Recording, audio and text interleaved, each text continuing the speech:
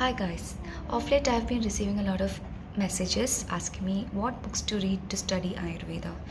Um, I will tell you something about how I studied it. So in Ayurveda, the course that I did is BAMS, Bachelor of Ayurvedic Medicine and Surgery. For anybody, any Indian practitioner, you need to take this course to be certified as a medical doctor in Ayurveda. So this course is very extensive. For every anatomy book by P.D. Chaurasia that we study in MBBS, we have 3 books in Rachana Sharira on anatomy in Ayurveda. So it is huge and voluminous. Along with that, we had to study Sanskrit language.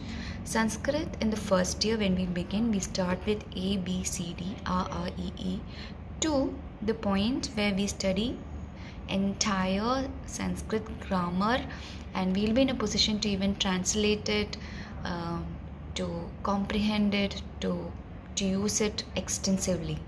So we study Sanskrit very deep, so that by the end of 5.5 years we can read any Ayurvedic books without checking into its translation or trying to understand what it means.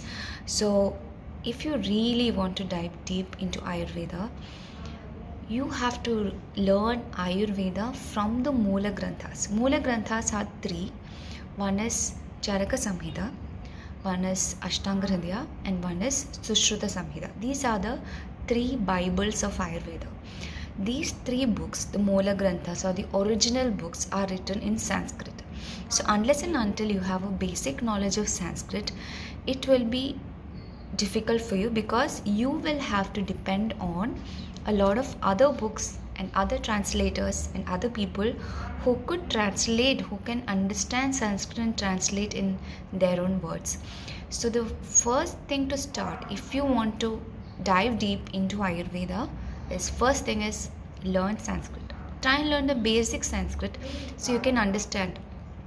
If it is a one like Ayu Kamya Manena, Dharmartha Sukha Sadhanam, Ayurvedopadesheshu, Videya Paramadara.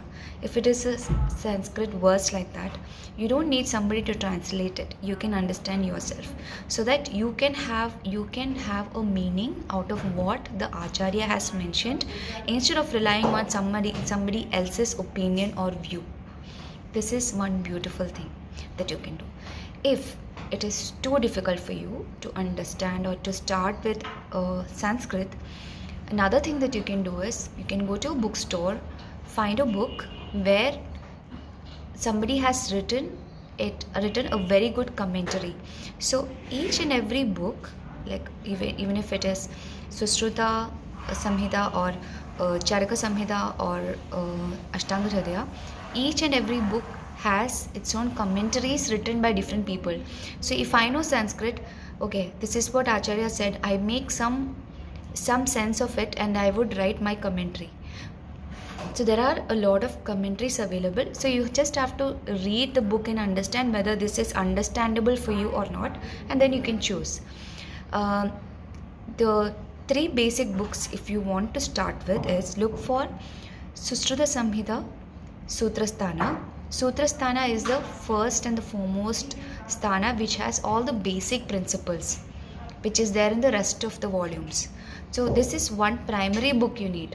So one is Sushruta Samhita Sutrasthana, Charaka Samhita Sutrasthana, and Ashtanga Hridaya Sutrasthana. If you have these 3 basic books and if you can read it and understand it, you don't have to depend on any modern cookbooks or modern Ayurvedic books or any other books. This will help you. Hope this video was effective for you. Thank you so much.